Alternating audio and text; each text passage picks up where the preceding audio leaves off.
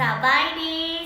ดีผู้บ่าวฝั่งไทยฝั่งลาวฉันเจ้าผู้บ่าวฝั่งไทยฝั่งลาวมากินข้าวสวยน้ำอีหล่าเด้อข้าวสวยมื้อนี้แนะนำเป็นนี่ข้าวเปียกลาวนี่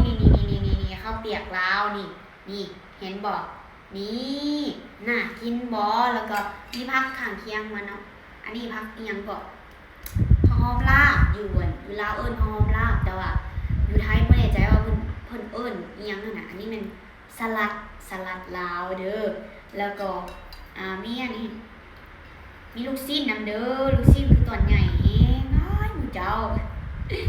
นี่แล้วก็สิกินให้หมดแซ่บมากใครที่มาเที่ยวสปป.ลาวต้องได้มากินเด้อคันบ่กินข้าวเปียกบ่กินเฟอแสดงว่า